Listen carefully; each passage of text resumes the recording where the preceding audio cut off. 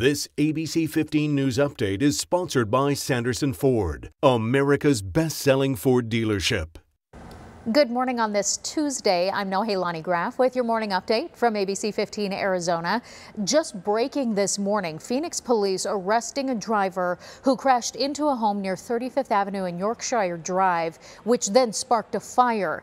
The car actually ended up upside down. We're told the people inside the home are okay, but the home is so damaged they're not going to be able to stay there anymore. The driver initially took off running, but was arrested nearby.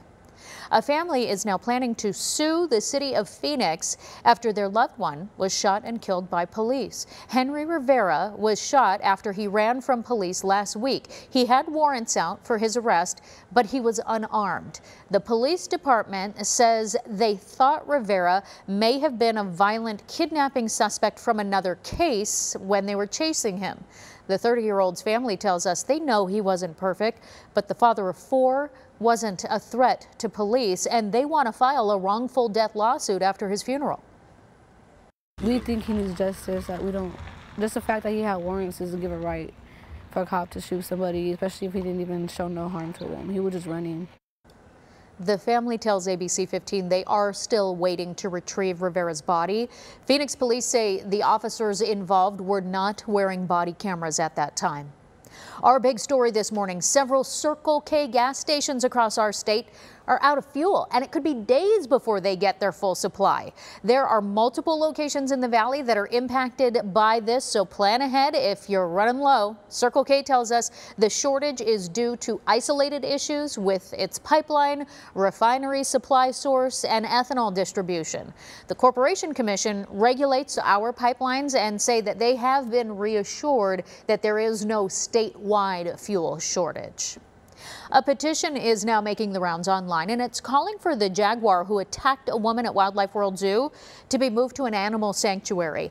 The petition already has more than 65,000 signatures of support.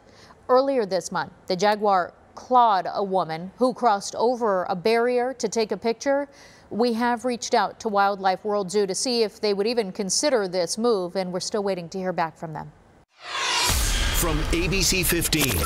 Your most accurate forecast. Good morning, I'm meteorologist Iris Hermosillo. Today will be the warmest day of the week with highs in the mid-80s, but then tomorrow expect more breezes and more clouds as we track our next storm system, and that storm system will make for a much cooler end of the week. We'll also see rain chances in the forecast. Today, though, a high of 85 degrees, a few high clouds this evening, but otherwise clear to mostly clear today. Then tomorrow, partly cloudy. Those breezes increase with gusts near 20 to 25 miles an hour here in the valley, a high of 83. Then a 20% chance for rain by Wednesday evening. That rain chance increases to 30% overnight into Thursday morning. Not a significant rain impact for the valley, but some scattered showers will be possible mainly through the overnight hours into Thursday morning. And then it's getting much cooler. A high of just 72 degrees on Thursday, low 70s on Friday as we dry out.